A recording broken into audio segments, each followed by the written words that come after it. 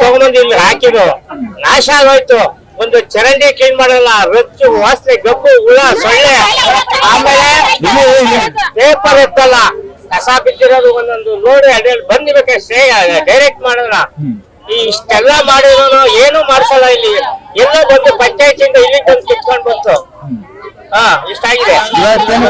ಈಗ ನೀರಿಂದು ಕೇಳಲೇ ಬೇಡ, 15 ಸಾವಿರ ನೀರಿಲ್ಲ. ಎಲ್ಲ ಟ್ಯಾಕ್ಟರ್ ಬಿಟ್ರೆ ಆಗ್ಬೋದು, ಇದ್ರೆ ಇಲ್ಲ. ಒಂದನಿ ಬೋರ್ಗಳು ಕಿತ್ತಾಕಿರಲ್ಲ, ಏನೊಂದು 15 ಸಾವಿರ ಬೇಕಾ ಬೋರ್ ಬಿಡಕ್ಕೆ? ಈಗ ರೀಬೋರ್ ಮಾಡಿರೋ ಪೈಪ್ ಹಾಕಿರೋ, ಅದನ್ನ ಹಾಕಿ ನೀರ್ ಬಿಡಕ್ಕೆ ಮೇಲಕ್ಕೆ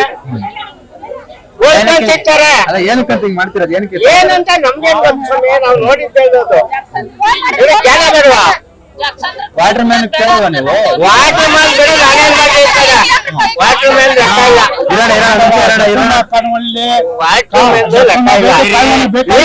ಅಕಸ್ಮಾತ್ ನೀರ್ ಬಂದ್ರೆ ಅವನೇನು ಮಾಡಕ್ಕಾಗಲ್ಲ. ಬೋರ್ ತೆಗೆದು ಈಚೆಗೆ ಹಾಕಿದ್ಮೇಲೆ ಅದನ್ನ ರೀಬೋರ್ ಮಾಡಿದ್ರು. ರೀಬೋರ್ ಕುಂಡಿಸ್ಬೇಕಾ ಇಲ್ವಾ? ಒಂದ್ 10 ಮಂದಿಗೆ ಆಗ್ಲಿ ಬರ್ಲಿ, ಯಾರ್ಯಾರಿಗೋ ಒಂದೊಂದು ಇಷ್ಟಿತ್ತು, ಎಲ್ಲಾರ್ಗು ಇರ್ಬೇಕು.